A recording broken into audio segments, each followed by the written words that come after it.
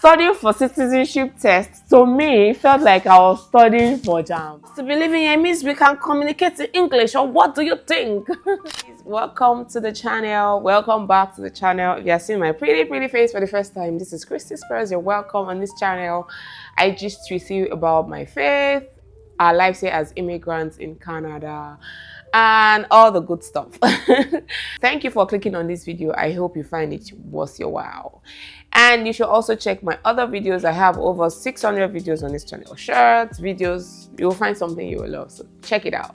And if you are a returning Team Spurs, thanks for being here. Welcome back to the channel.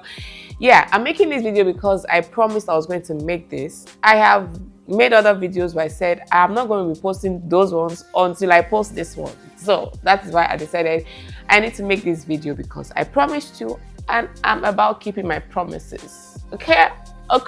So in my previous video, I shared with you our oath taking ceremony, our citizenship, our Canadian citizenship oath taking ceremony. And some people asked, how long did it take? What was the process like? And I said I was going to share, and this is what this video is going to be all about. So let's get right into it. So I'm going to be looking at I have the details on my phone. I'll be looking down once in a while just to check some details, so I give you the correct details. So we came in as permanent residents.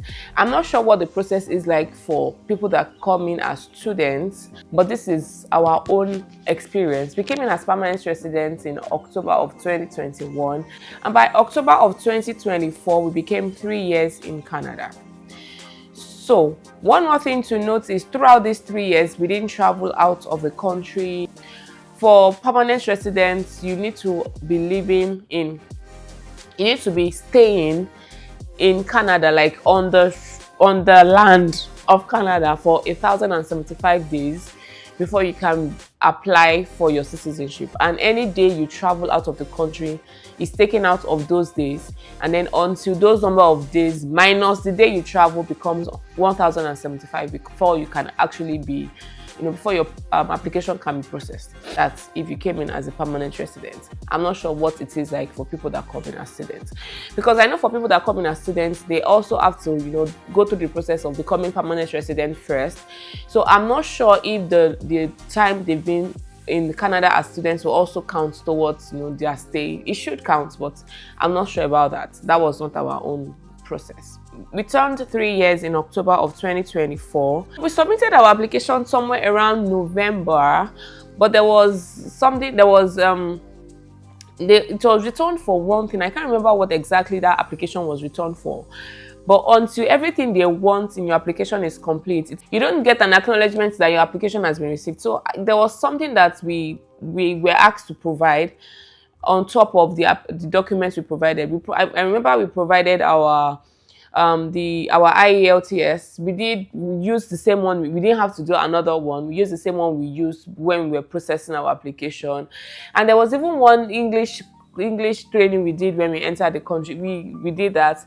Our police clearance certificates, we also used the same one we used when we came into the country, like the one we did from back in Nigeria. So there were a lot of things that we used when we were processing our application that were still very important, that we still use when we process the application for our citizenship. So if you have those documents, don't throw them away. They are still very useful. The documents you used when you process your initial permanent residency application are still very much useful when you want to process your citizenship. So I'm not sure why they were asking us to provide IELTS, whatever, English proficiency thingy, because we've been living here for us to be living here means we can communicate in English, or what do you think? But we're asked to provide those things, but we used the ones we had used like 3 years ago, and they were still accepted. So December 5, 2024, we got the receipt of acknowledgement. That means our application, our documents is complete. They have everything they needed, and they were going to start processing our application. So it is also good to let you know at this point that we are a family of 5, and the adults in the family needed to create 2 different profiles, and then one of us had the kids listed on that. So myself and my husband created 2 different profiles, and my husband had the kids application listed under his own. And at some point, we were able to merge the profiles. So we still had our individual application numbers because we needed that to write our test. So as adults in a family of, if you have kids, the adults in the family will need to create different profiles first, and then subsequently you merge the profiles. But creating different profiles would mean that you have two different application numbers, and then the application will merge together to say, oh, so this is a family, but this is the application number for the wife, and this is the application number for the husband. So we got our AOR December 5. That was like about a month or thereabouts after we submitted. And then the next process, and then we had to create a profile, like the same thing we did for our permanent residency, where you can check what's happening, what stage is it, and all that. So after we got the acknowledgement of receipt, we were able to create a profile where we could track the progress of our application. So on December 18, 2024, there was a background verification that was done, and on that December 18, that was like 2 weeks or thereabouts after we got the acknowledgement of receipts, our background check was completed. And then on January 23, that's about a month, we were invited to write the citizenship tests, and we were given. So the reason adults needed to create different profiles was, so for this tests, of course, you have your application numbers. You need those numbers. There are some numbers you will get. You need those numbers to impute when you want to write your test, that number that is unique to you, so they know, oh, so this is the person that wrote the test. You don't write the test as a family. So it is also safe to note here that the moment we submitted our application was the moment we started studying for our citizenship test. This was like studying for JAMB. But I think I need to let you know that studying for citizenship test, to me, felt like I was studying for JAMB. It was not easy, I can tell you. Well, it could be because that it's been a while I'd read, for exam purposes. I still read for pleasure, like novels. I still read Christian books, those things that I'm not expected to write exams for. But reading for exams purposes, this was the first time in a long while I'd not read for exam purposes in a long while. So reading for this was like, I felt like it was a bit, why is it supposed to be? I like this. Asking us 1875. What happened in April 5 of 1875? What happened in, oh my goodness. So there were a lot of things that we needed to learn. But most of the reading we did with past questions. And that was all we did. There was this book I got from somebody, like a citizenship, all you need to know about Canada book. I started reading, but I ended up not finishing the book. I just focused on using the past questions to study, and that helped a lot. That was all, myself and my husband, that was all we used. I remember there were also points where we kind of studied together. Also, we read questions, gave answers. So it was like we did this together too. But it was, we started studying the moment we submitted our application. And I think to an extent that helped us. So even when we got the invite to write the test, for me, my husband felt like he was ready. Let's do this. What we've been reading for all this while. Because remember, we submitted our application around November. We got acknowledgement December. So we got invitation to write the test in January. So that was like 2 months after we studied for. So for my husband, he started studying before he submitted. The moment it was like, oh, 3 years is in sight, he started studying. Me, I was like, what's the big deal? How hard can it be? It cannot be that hard now. It's not today that we've been studying for exam. So maybe that was why I felt like I was not ready.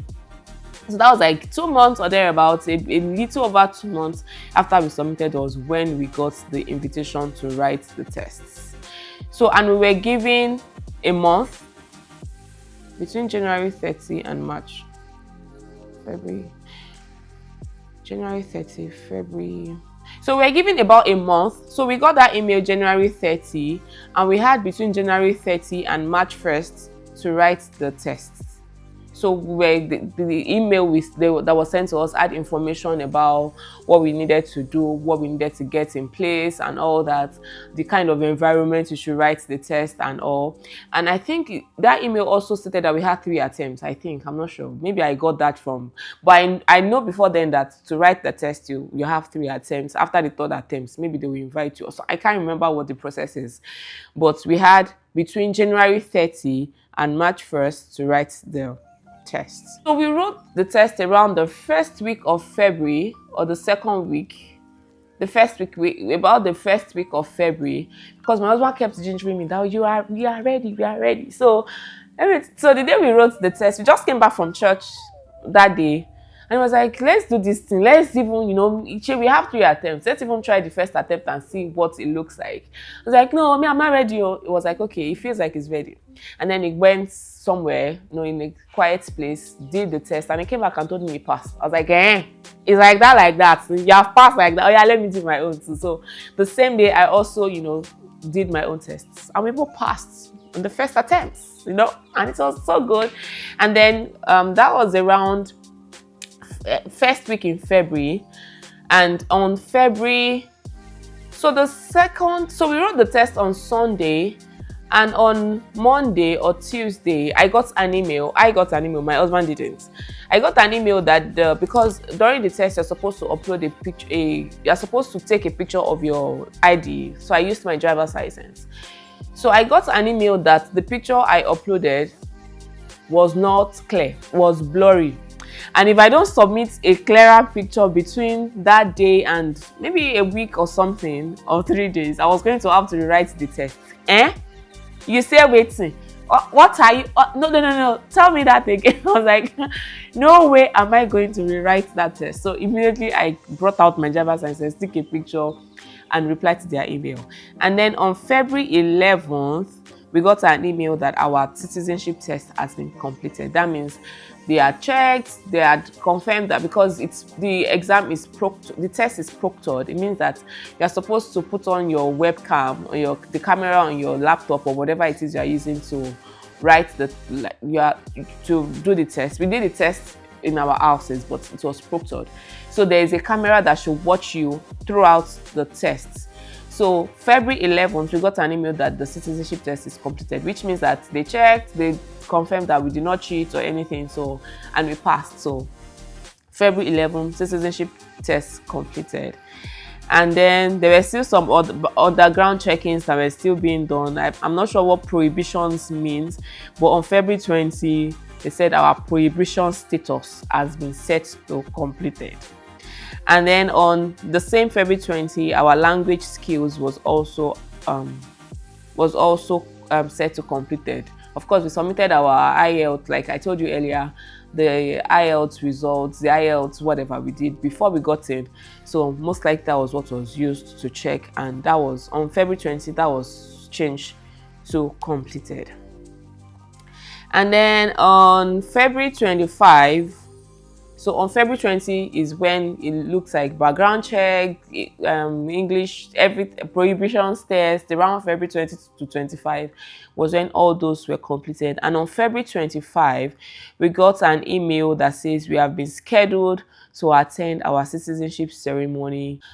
And I knew that during COVID, people were given the chance to say they wanted to do the citizenship oath-taking ceremony in their houses.